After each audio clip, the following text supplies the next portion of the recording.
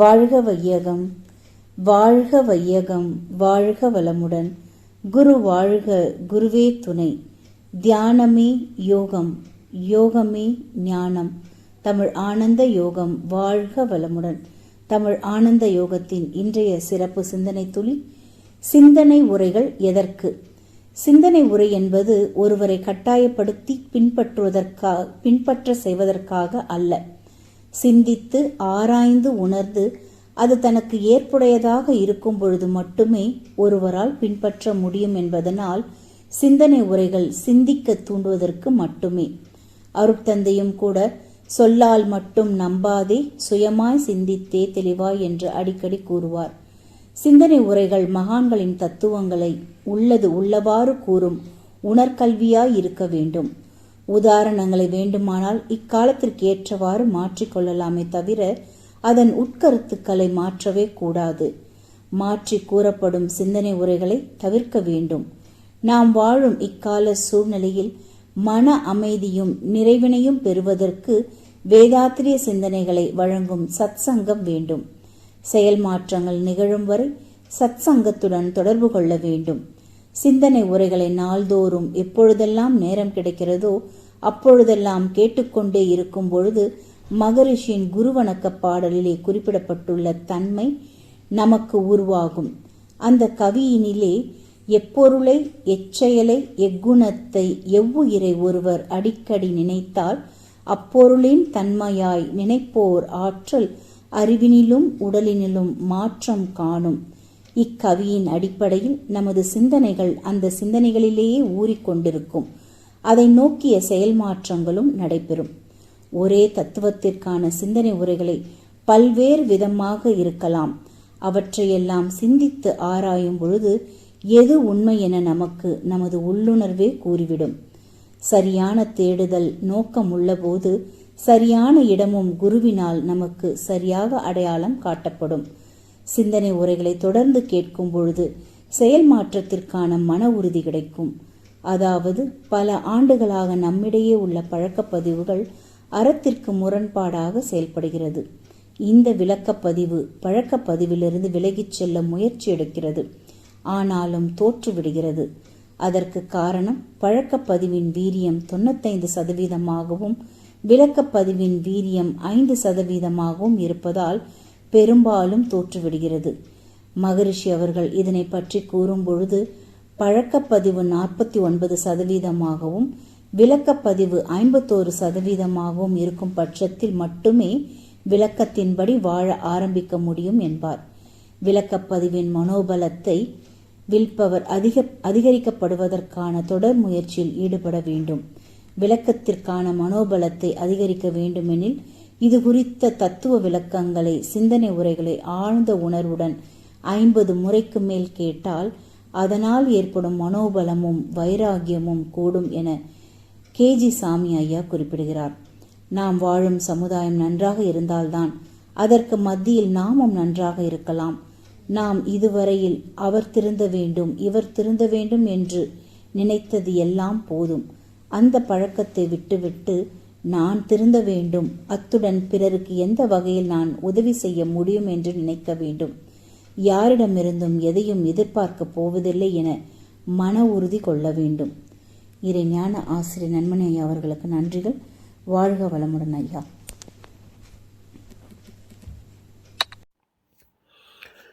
வாழ்க வையகம், வாழ்க வையகம், வாழ்க வளமுடன். குரு வாழ்க, குருவே துணை.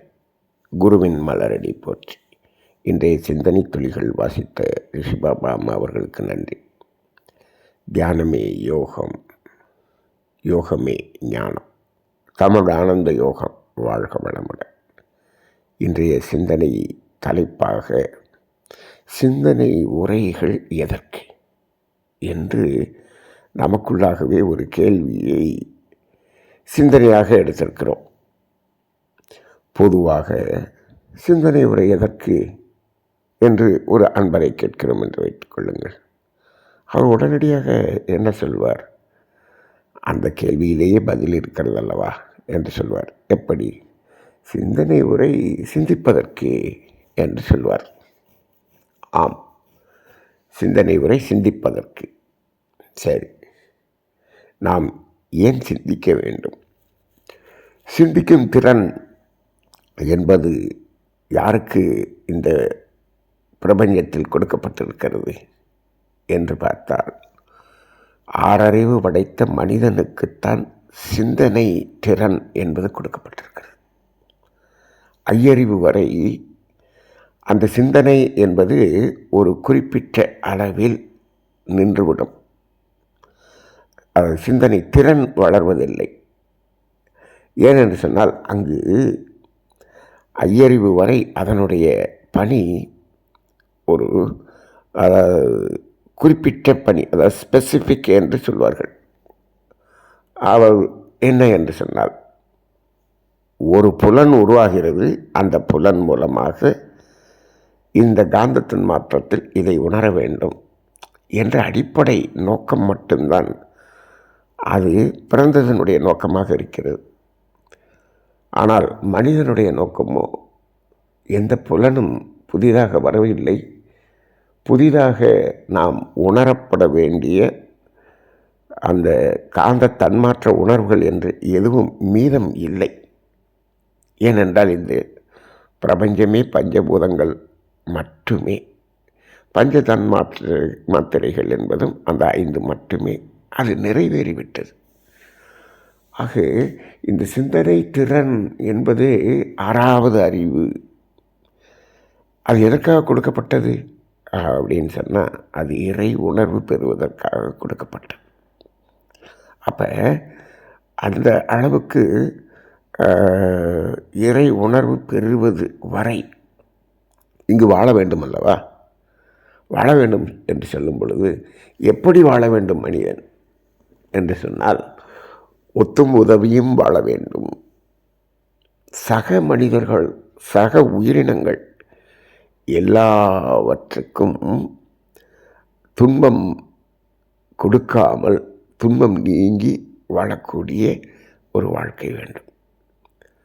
இந்த இடத்துல விலங்கினங்கள் கூட சக விலங்கினங்களுக்கு இந்த தேவையை நிறைவு செய்து கொள்வதற்காக துன்பம் கொடுப்பதை பார்க்கிறோம். இங்கு 6வது அறிவு என்று மனிதனுக்கு கொடுக்கப்பட்ட நிலையில் எந்த உயிரினத்துக்கும் துன்பம் கொடுக்காமல் வாழ்வதற்கான ஒரு ஆற்றல் மனிதனிடம் கொடுக்கப்பட்டிருக்கிறது. இதை சிந்தனை செய்து நாம் உணர்ந்து கொள்ள வேண்டும் என்பது முதல் நோக்கம். அதேபோல் துன்பம் என்பதை நீக்கி ஒத்தும் உதவியும் வாழக்கூடிய அளவுக்கான ஆற்றல் மனிதனுக்கு கொடுக்கப்பட்டிருக்கிறது. அப்போ மனிதன் எந்த உயிருக்கும் துன்பம் கொடுக்க வேண்டிய அவசியமில்லை. அப்போ எப்படி அவன் தனது தேவைகளை நிறைவு செய்து கொள்வது என்று ஒரு கேள்வி வரும் அல்லவா? அங்குதான் மனிதனுக்கு இந்த சிந்தனை ஆற்றல் எந்த அளவுக்கு கொடுக்கப்பட்டது பாருங்கள். இயற்கை வளத்தை வாழும் வளமாக மாற்றக்கூடிய அளவுக்கு அந்த சிந்தனை உயர்ந்து இருக்கிறது. இந்த ஒரு வளத்தை பெற்றவன் மனிதன். இதை முதலில் சிந்தித்து உணர வேண்டும். அப்போ ஒவ்வொரு மனிதனுக்கும் அந்த திறன் இருக்கிறது. அது இல்லாத மனிதன் கிடையாது. இதை ஒவ்வொரு மனிதனும் சிந்தித்து உணர்ந்து கொண்டால் யாருக்கும் எந்த உயிரினத்துக்கும் என்று சொல்கிறோம். இங்கு மனிதனுக்கு துன்பம் கொடுக்க வேண்டுமா? கொடுக்க வேண்டிய அவசியமே இல்லை. இந்த ஒரே ஒரு சிந்தனை என்பதை உணர்ந்து கொள்வதற்காகத்தான் இப்பொழுது நாம் பல்வேறு சிந்தனைகளை சிந்திக்க வேண்டியதாக இருக்கிறது. நமது தமிழ் ஆனந்த யோகத்திலே இதுவரை கிட்டத்தட்ட 250 சிந்தனைகளுக்கு மேல் நாம் சிந்தனை உரையாக கொடுத்திருக்கிறோம். இந்த ஒரே ஒரு சிந்தனைக்காக எதற்கு இவ்வளவு சிந்தனைகள் என்று நம் மனம் கேட்கும். இது ஏன் என்று சொன்னால், நாம் அந்த வந்த நோக்கத்தின் அடிப்படையில் வாழாமல் தடம் மாறி, மகரிஷி அவர்கள் சொல்வார்கள், திசை மாறி தடம் மாறி எங்கோ சென்று விட்டோம். பல தொலைவு வந்துவிட்டோம். அப்போ இப்பொழுது மனித வாழ்க்கையில் அதிலிருந்து திரும்பி வருவதற்கு பல தூரம் இருக்கிறது. அப்போ அவ்வளவையும் நாம் சிந்தித்து உணர வேண்டியதாக இருக்கிறது. நாம் எந்த பாதையிலெல்லாம், எந்தெந்த இடத்திலெல்லாம், எந்தெந்த வகையிலெல்லாம் தவறி வந்திருக்கிறோம் என்பதை நாம் சிந்தித்து உணர்ந்து உணர்ந்து உணர்ந்து திரும்ப வேண்டியதாக இருக்கிறது. இப்போது நாம் இந்த சிந்தனை உரைகளை எல்லாம் ஒரு 365 நாட்களுக்கும் அதாவது தினந்தோறும் ஒரு சிந்தனை என்று ஒரு வருடத்துக்கு நாம் இதை சிந்தனைகளாக கொடுக்கக்கூடிய அளவுக்கு மகரிஷியினுடைய சிந்தனைகள் இருக்கிறது. மகரிஷியினுடைய தத்துவ உரைகள், தத்துவங்கள் இருக்கிறது. அப்படி என்றால் எவ்வளவு சிந்தனைகள், ஏனென்று பார்த்தால் அவ்வளவு தடம் மாறி இருக்கிறோம் என்பதுதான். சரி, இவ்வளவு சிந்தனைகள் சிந்திக்க கொடுத்தாலும் நாம் திரும்பி அந்த முறையான பாதையை நோக்கி பயணம் மேற்கொண்டு விட்டோமா என்று கேட்டால் மிகச்சிலரே அதில் திரும்பி பயணிக்கக்கூடிய ஒரு நிலையில் இருக்கிறார்கள். ஆக இந்த சிந்தனை உரைகள் என்பது ஒருவரை இதை கண்டிப்பாக சிந்திக்க வேண்டும் என்று அவர்களை கட்டாயப்படுத்தி அதை திருப்புவதற்கான சிந்தனைகளா என்றால் இல்லை. இது அப்படி செய்ய முடியாது. கல்லூரிகளிலும் பள்ளிகளிலும் கொடுக்கக்கூடிய பாடத்திட்டம் போல இதை கொடுக்க முடியாது. ஏனென்று சொன்னால் அது அந்த கல்லூரிகளிலும் பள்ளிகளிலும் அது எதற்காக என்று படிக்கிறார்கள்? டு சர்வைவ், இங்கு வாழ்வதற்கு வேண்டிய பொருள். அது இது இல்லை என்றால் கிடைக்காது. அப்படி இல்லை என்றால் நீ மரணித்து விடுவாய். அப்போ அது உடனடியாக நமக்கு கட்டாயம் தேவை என்ற அடிப்படையில் அது கட்டாயப்படுத்தி கொடுக்கப்படுகிறது. நீ அந்த கல்வி அதை சிந்தனை உரையில் கேட்டு அந்த தேர்வு எழுதவில்லை என்று சொன்னால் அங்கு தேர்ச்சி பெற முடியாது. இந்த சமுதாயத்தில் உனக்கு வேலை கிடைக்காது, உனக்கு எந்த வருமானமும் கிடைக்காது. இப்படி அதை என்ன பண்ணிட்டோம்? ஒரு கண்டிஷனிங் ஆக்கி கொண்டு வந்துட்டோம். இதுதான் கல்வியாக இருக்கிறது. ஆனால் இந்த சிந்தனை உரைகள் எல்லாம் ஆன்மீகம் சார்ந்தது, அறம் சார்ந்தது. இப்போது இது எப்படி இருக்க வேண்டும் என்று சொன்னால் இது அடிஷனல் என்று சொல்வார்கள். அதாவது அதற்கு துணையாக இருக்கக்கூடிய ஒரு கல்வியாகத்தான் இருக்க வேண்டும். இப்பொழுது இருக்கக்கூடிய கல்வி சரி, ஆனால் அதில் இந்த அறம் என்பதையும் சிந்தனையாக என்ன பண்ணணும்? ஆப்ஷனல் என்ற அடிப்படையில் நாம் கொடுத்து கொண்டே வந்திருக்க வேண்டும்.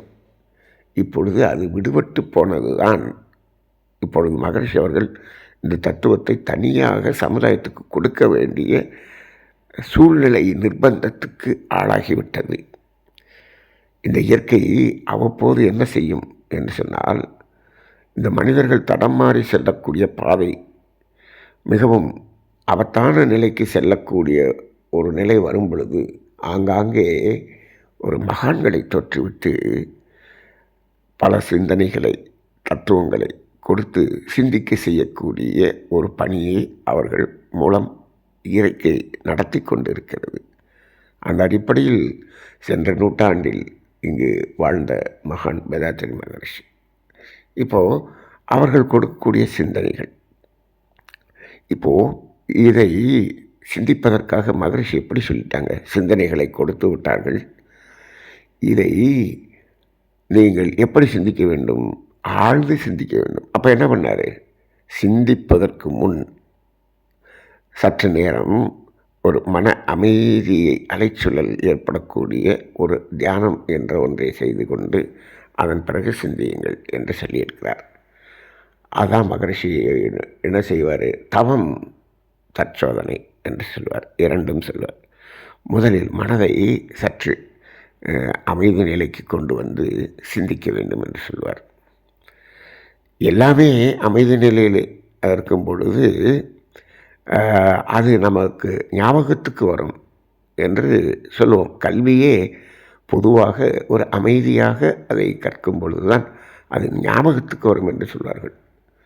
இங்கு இந்த ஆன்மீக சிந்தனைகள் ஞாபகத்துக்கு வருவது என்பது மட்டும் அல்ல. இங்கே என்ன செய்ய வேண்டியிருக்கிறது, இந்த சிந்தனைகளை சிந்தனை செய்து பகுத்து ஆராய்ச்சி செய்ய வேண்டியதாக இருக்கிறது. பகுத்து ஆராய்ச்சி செய்து எதை நாம் செயல்படுத்த வேண்டும், எதை செயல்படுத்துவதிலிருந்து விலக்க வேண்டும் என்ற பிரித்து உணரக்கூடிய ஒரு சிந்தனைகள் தான் இந்த ஆன்மீக சிந்தனைகள்.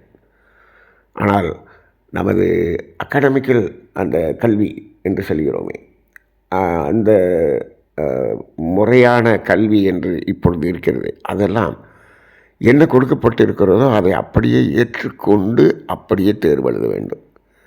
அதில் நம்ம ஆராய்ச்சி செய்து எழுதணும் என்றால் அது சரியாக வராது, தேர்வு பெற முடியாது.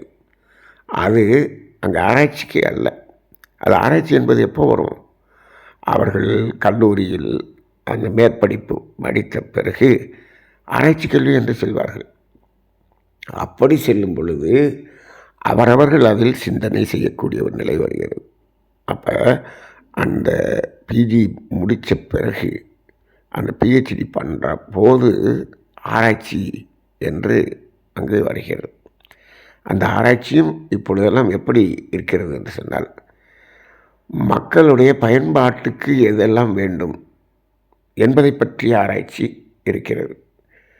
அதில் கூட அந்த மக்களுடைய பயன்பாட்டுக்கு வரும்பொழுது பயன்பாட்டுக்கு சௌகரியமாக இருக்கிறதா, சுலபமாக இருக்கிறதா, இவர்களுடைய செய்யும் வேலை எளிதாக குறுகிய காலத்தில் நடக்கக்கூடியதாக இருக்கிறதா என்பதற்கான ஆராய்ச்சிகளாக சிந்தனைகளாக இருப்பதை பார்க்கிறோம்.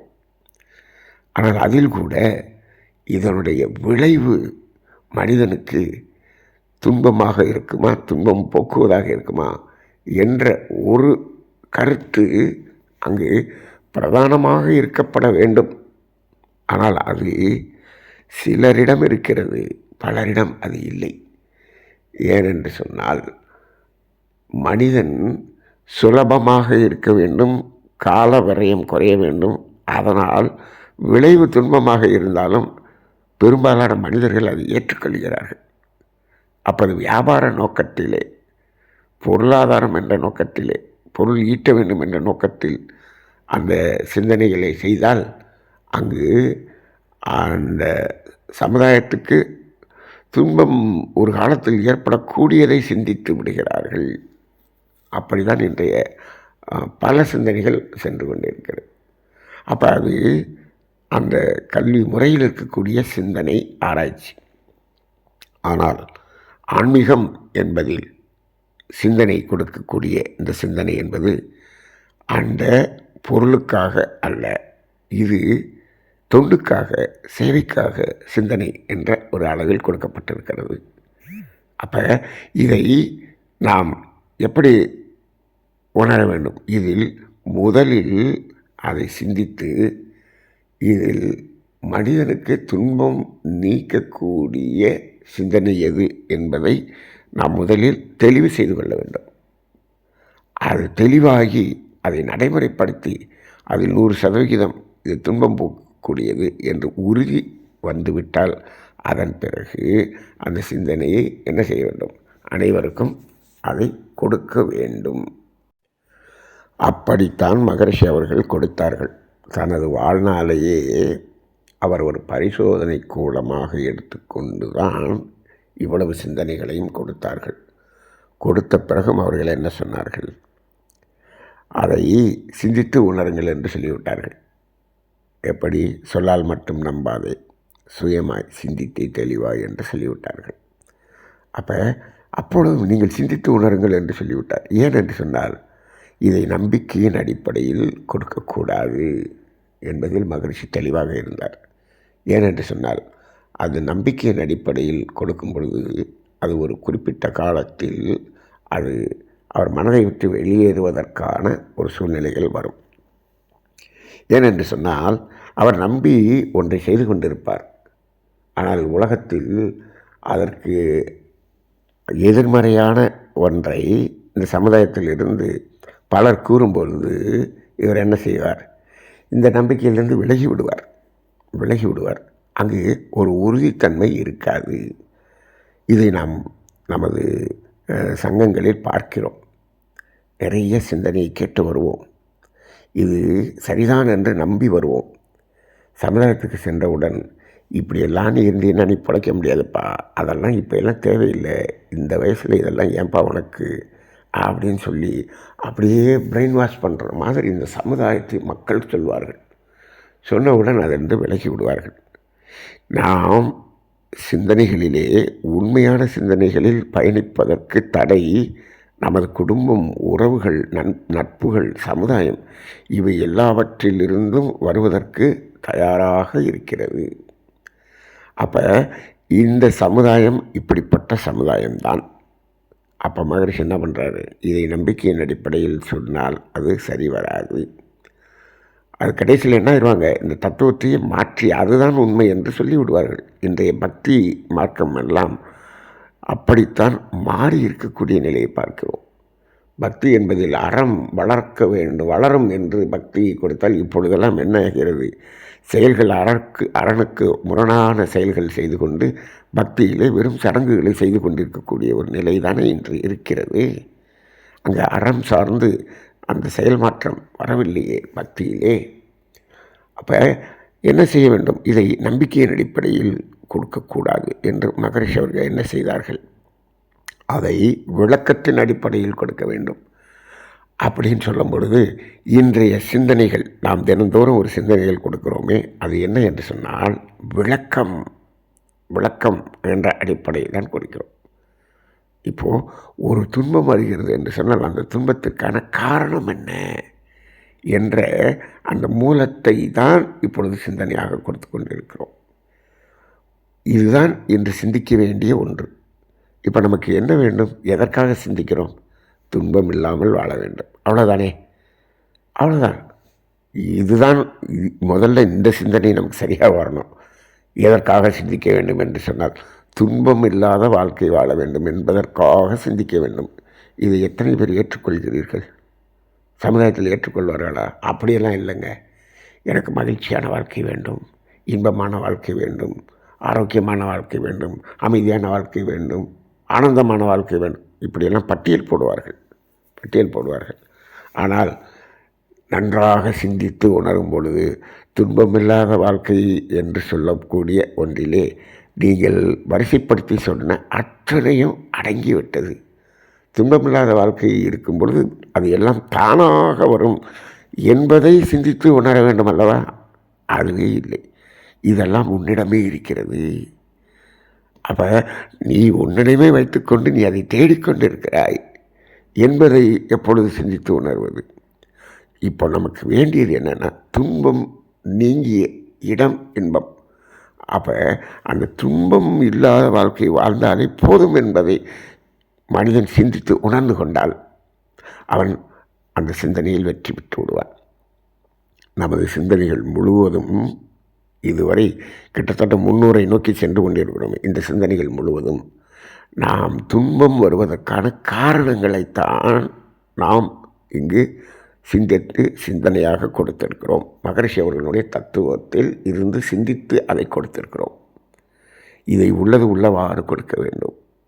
இந்த சிந்தனைகள் துன்பத்தை கூட்டுவதாக அமைந்துவிடக்கூடாது என்பதை நாம் அதை தெளிவாக உணர்ந்து கொடுத்து கொண்டிருக்கிறோம்.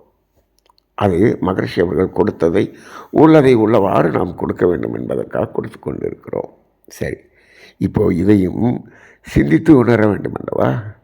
இப்போ நல்லா பாருங்கள், ஒரு நோய் இருக்கிறது, நோய் தீர வேண்டும் என்பதுதான் மனிதனுடைய நோக்கம். இப்போது அந்த நோய்க்கான காரணம் என்ன என்பதை அறிந்து அதிலிருந்து விலகுவது என்ற ஒரு செயல் நடக்காமல் அந்த நோயை தீர்க்க முடியாது. இதுதானே உண்மை.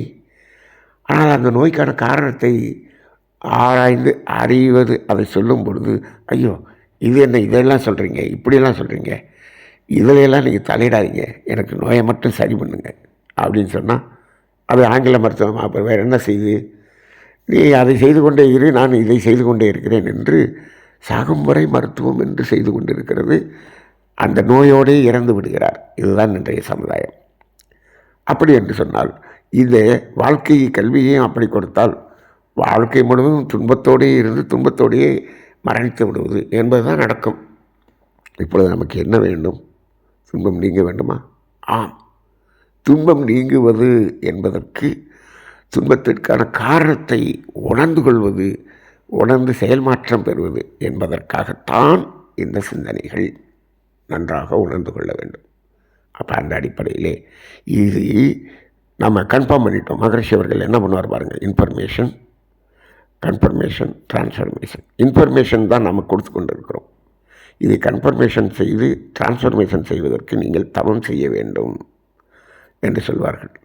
அதுக்கு மட்டுமல்ல, அப்படி இருந்தாலும் அது மீண்டும் நீர்த்து போகக்கூடிய சூழ்நிலை இந்த சமுதாயத்தில் இருப்பதால் இதை மீண்டும் மீண்டும் மீண்டும் மீண்டும் கேட்க வேண்டும் என்று சொல்வார்கள். எப்பொருளை, எச்செயலை, எக்குணத்தை, எவ்வுயிரை எவரொருவர் அடிக்கடி நினைக்கின்றாரோ அப்பொருளின் தன்மையாய் நினைப்போர் ஆற்றல் உடலினிலும் அறிவினிலும். அங்கே என்னது, அந்த அடிப்படை அறிவு என்ற நிலையில் கர்மயத்திலேயே அது கன்ஃபர்மேஷன் ஆச்சுன்னு வச்சுக்கோங்க, உறுதி செய்யப்பட்டது என்றால் நாம் மாற மாட்டோம். யார் எப்படி இருந்தாலும் சரி, நாம் இந்த அறத்தின் அடிப்படையில் துன்பமில்லாத வாழ்க்கையை வாழ்வோம். நமக்கு இறைநிலை என்பது நமக்கு துணையாக இருக்கும் என்ற தைரியம் இதில் வரும். அப்போ இந்த சமுதாயம் என்ன செய்தாலும் என்ன சொன்னாலும் இவர் அதிலிருந்து மாறமாட்டார். அதனால தான் பொதுவாக இப்பொழுது கூட நான் ஒரு உரை கேட்டேன். இந்த உலகத்தில் நல்லவனாக இருப்பது அவன் ஒரு பழைக்க தெரியாதவன் எப்படி தான் வரும் என்று தான் இன்று இருக்கிறது. ஏனென்று ஒரு ரிட்டையர்டு ஜட்ஜு சொல்கிறாரு, ஒரு காலத்தில் 199 பேர் நல்லவனாக இருப்பான், ஒருத்தன் கெட்டவனாக இருப்பான். இவங்கெல்லாம் என்ன சொல்லுவான், அவன் கெட்டவன்ப்பா அப்படின்னு சொல்லுவாங்க. ஆனால் இப்பொழுது 99 பேர் கெட்டவனாக இருக்கான், ஒருத்தன் நல்லவன் எங்கே இருக்கான்னு தேடக்கூடிய ஒரு சமுதாயமாக இருக்கிறது. அப்படி தேடினாலும் அவனை என்ன சொல்லுது இந்த சமுதாயம், பாவம் இவன் ரொம்ப நல்லவனாக இருக்கான், பழைக்க தெரியாதவனாக இருக்கான், அப்படிதான் இந்த சமுதாயம் சொல்லுகிறது என்று சொல்லுகிறார். ஆக அப்படி ஒருவர் எப்படி இருக்க முடிகிறது என்று சொன்னால், அவர் அந்த செயல் மாற்றம் வரக்கூடிய அளவுக்கு மாற்றத்தை தனது கர்மயம் அளவுக்கு அதை உறுதி செய்து அதில் நிற்கிறார். அப்போ துன்பத்திற்கான செயலுக்குள்ளாக போகாமல் நிற்கக்கூடிய அந்த ஒரு நிலை இருக்கிறதே, அது ரொம்ப ரொம்ப ரொம்ப கஷ்டம். இதைத்தான் இந்த சிந்தனைகள் நமக்கு கொடுத்து கொண்டிருக்கிறது. இதை சிந்தித்து உணருங்கள் என்று சொல்கிறோம். இது கூட ஒரு குறளின் மூலமாக பார்க்கலாம். கற்க கசடு அற, கற்பவை கற்றபின் நிற்க அதற்கு தக. இதுக்கு நம்ம எப்படியோ பொருள் எடுத்துருக்கிறோம். இதை நீங்கள் எப்படி கொஞ்சம் இடம் மாற்றி பொருள் கொள்தல் என்ற நிலையில் பாருங்கள். கற்க கசடற என்பதை கசடு அற கற்க, கசடற கற்க. கசடு என்றால் அதாவது மனதில் உடலில் இருக்கக்கூடிய கழிவுகள் நீங்குவதற்காக கற்க. கசடு அற, கசடு வெளியேறுவதற்காக கற்க. கற்பவை, எது கற்பவை, எது சிந்திக்க வேண்டியவை, எதை கற்றால் நம்மிடமிருந்து கசடு நீங்குமோ, துன்பத்துக்கான காரணம் நீங்குமோ, அவை கற்பவை. அவை கற்றபின் நிற்க, மீண்டும் அது நமக்குள்ளாக வராமல் அப்படி கற்றுக்கொள். அப்போ அந்த நிலைக்கு வருவதற்குத்தான் இந்த சிந்தனை. அப்போ இந்த சிந்தனை என்பது துன்பத்துக்கான காரணத்தை கூறக்கூடியதாகத்தான் இருக்கும். அப்போ இந்த சிந்தனை உரைகள் எல்லாம் சாதாரண மனிதர்களுக்கு சற்று பயம் என்பதை கொடுக்கக்கூடியதான் இருக்கும். என்ன இப்படியெல்லாம் இருக்குது.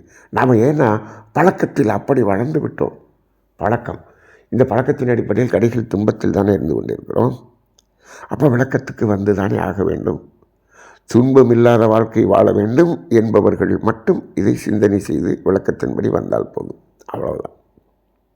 அதற்குத்தான் இந்த ஆன்மீகம், அதற்குத்தான் இந்த சிந்தனை. ஆனால் இந்த சிந்தனைகளை சமுதாயத்துக்கு தகுந்தாற்போல், மனிதர்களுக்கு தகுந்தாற்போல் நாம் மாற்றி அமைத்து கொள்ளலாமா என்றால் அது தவறு. இது இப்போ நானே இந்த தவறை செய்து கொண்டிருக்கிறேன், என்னுடைய தொழிலே அப்படி இருக்கிறது என்று சொன்னால் அதை ஒத்துக்கொள்ள வேண்டும். ஏற்றுக்கொண்டு இப்படித்தான் இதில் நான் இந்த அளவுக்கு மாறிக்கொண்டிருக்கிறேன் என்று சொல்ல வேண்டுமே தவிர, அதற்காக தன்னுடைய தொழிலுக்காக, தன்னுடைய சூழ்நிலைக்காக, மக்களுடைய சூழ்நிலைக்காக இந்த தத்துவத்தை மாற்றி சொல்லிவிடக்கூடாது. அது பெரிய துரோகம், இறை துரோகமாக மாறிவிடும். அப்படி அல்ல. ஆக உண்மையை உண்மையாக சொல்ல வேண்டும். மகான்கள் அப்படி உரைத்தார்கள்.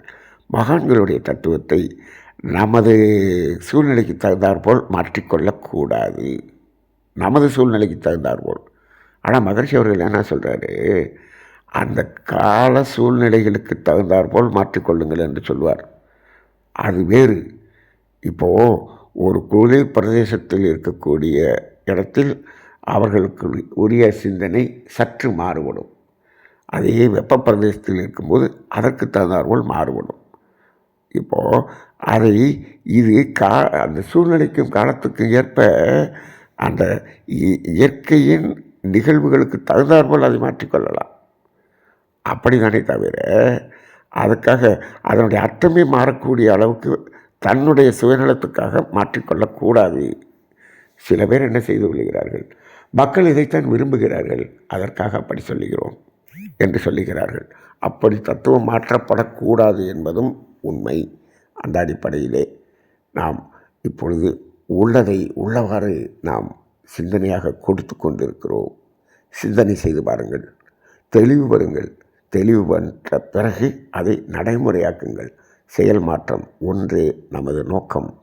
அந்த அடிப்படையில் இன்றைய சிந்தனைகளை நாம் கொடுத்து கொண்டிருக்கிறோம். இதை அன்பர்களுக்கு, நண்பர்களுக்கு, உறவுகளுக்கு பகிர்ந்து கொள்ளுங்கள். அனைவரும் அந்த ஒரு நல்ல ஆரோக்கியமான வாழ்க்கை வாழ வேண்டும். நல்ல சிந்தனைகளை பரப்பி நல்ல சமுதாயத்தை உருவாக்குவோம். வாழ்க வளமுடன்.